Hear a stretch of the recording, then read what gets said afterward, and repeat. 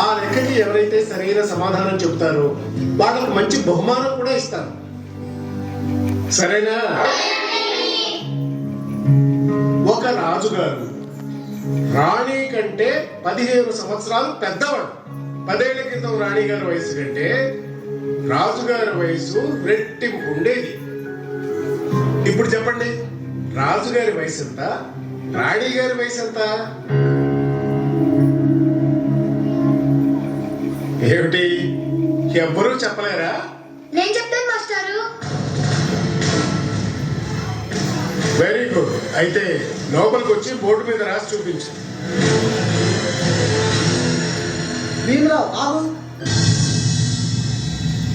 Master, వాడు black board ముట్టుకోవడానికి వీల్లేదు. ఎందుకు అంటుకోకూడదు? వాడు నిమ్న జాతి వాడు.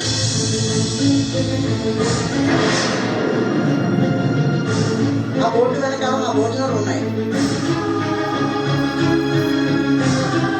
వీడు ఆ బోర్డు ముట్టుకుంటే నేను తినగలను. భీమరావు ఆ బోర్డు ముట్టుకోవడానికి వీల్లేదు.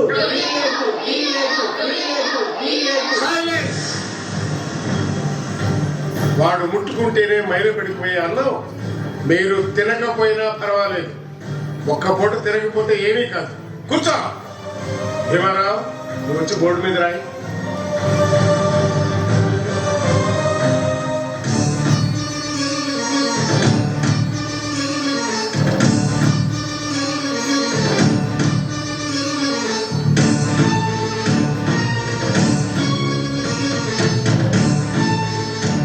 మాస్టారు, రాజుగారి వయసు రాణిగారి కంటే 15 సంవత్సరాలు ఎక్కువ.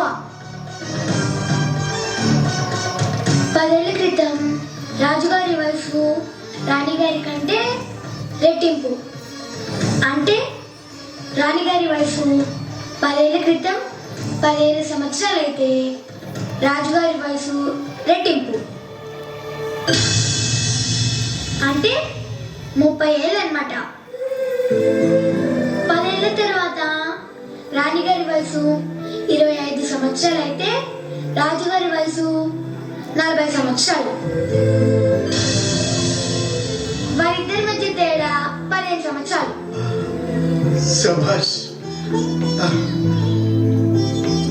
బాబు, నువ్వు బాగా మేధావిరా, మేధావి. పిల్లలరా, వీడిని చూసి నేర్చుకోడురా. ఇంత చిన్న వయసులోనే ఇంత పెద్ద సమస్యను విశదీకరించి సమాధానం చెప్పగలిగాడు అంటే వీడు వీడు వీడు ఎంత మేధావో గుర్తించడురా. భీమరావు, నీ తెలివితేటలకి ఏ బహుమానం ఇచ్చినా సరిపోదయ్యా. అయినా నువ్వు నేనిచ్చే బహుమతికి అన్ని విధాల అర్హుడివి గనక త్వరలోనే నేను నీకు ఒక మంచి బహుమానం ఇస్తానయ్యా. అవును,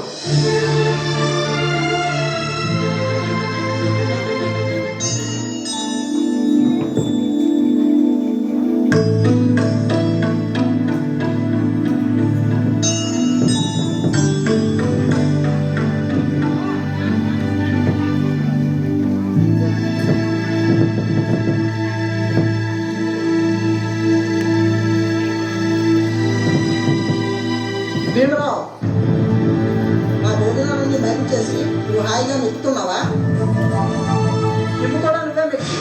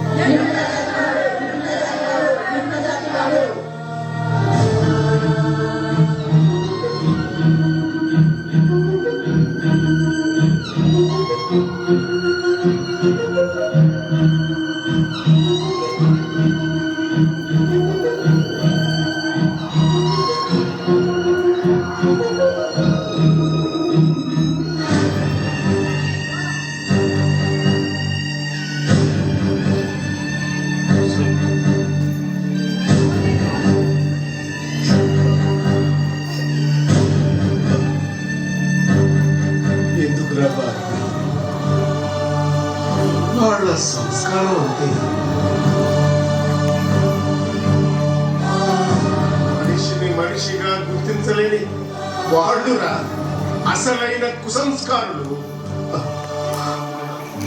నువ్వు కాదురా, కాదు.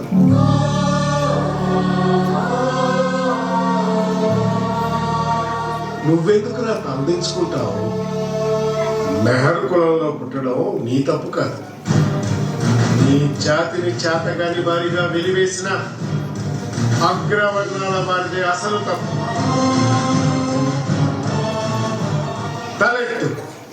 తలెత్తుకొని జీవించు. నిన్ను అవమానించిన వాళ్ళ గురించి కాకుండా నీ జాతి గురించి ఆలోచించు. ఇలాంటి చిన్న చిన్న వాటి గురించి ఆలోచించకు, పట్టించుకోకు. ఎదుగు, ఎవ్వరికి అందరంత ఎత్తుకెదుగు.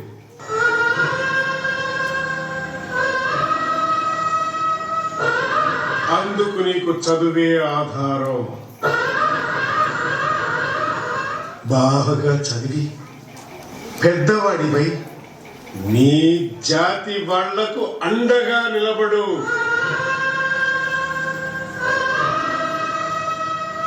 అంధకారంలో జీవిస్తున్న నీ జాతికి వెలుగు చూపించే దీపానివి కావాలి నువ్వు. ఇందాక నీకు ఒక బహుమానం ఇస్తానన్నాను. అదేమిటో తెలుసా నీకు? నా ఇంటి పేరైన అంబేద్కర్ను నీకు బహుమానం.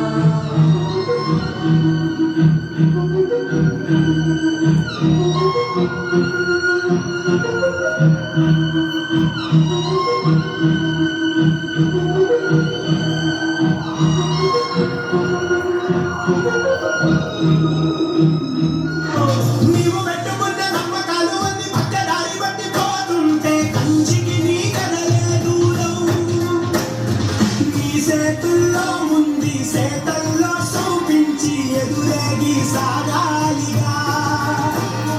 నీ పేరంలో తేరాలంటే నువ్వెదురు చూడాలిగా. చాలా దాహంగా ఉంది, తాగడానికి మంచినీళ్ళు ఇస్తారా? నీలాంటి వాళ్ళకి అదిగో ఆ మురికి నీళ్ళే, వెళ్ళి తాగు.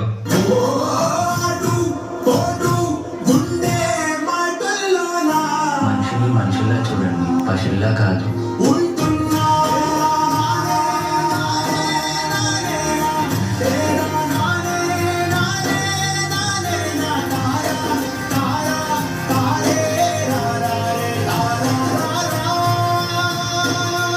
నువ్వు ఎవరికీ తలవంచకూడదు. నీ చదువు నీ మార్గం కావాలి, విజ్ఞానమే నీ ధనం కావాలి. నీ వాళ్ళ కోసం నువ్వు ఒక దీపంలా నిలవాలి. నీ కృషి, పట్టుదల, దీక్ష మన భారతానికి రాజ్యాంగం కావాలి. ఇప్పటి నుంచి నీ ఇంటి పేరు నా ఇంటి పేరు అవ్వాలి. అందరూ నిన్ను అంబేద్కర్ అని పిలవాలి. సరేనా భీమ్రావ్?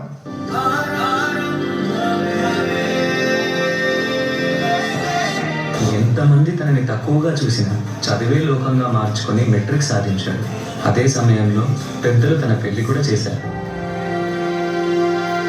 సాయాజీరావు గాయక్వాడ్ అనే మహారాజు సాయంతో విదేశాల్లో సాధించి తిరిగి వస్తారు.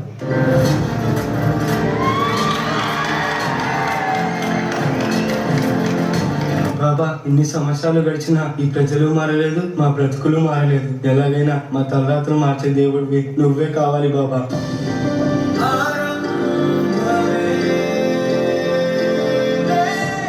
నా ప్రజల కోసం ఎంత కష్టమైనా పోరాడతాను.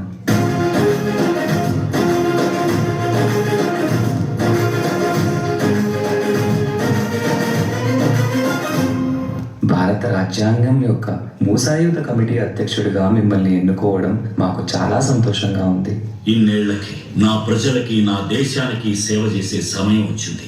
భారత రాజ్యాంగాన్ని నిర్మించే అవకాశం నాకు దక్కింది. దీనికోసం నా ప్రాణాలు అర్పించడానికైనా సిద్ధంగా ఉన్నాను.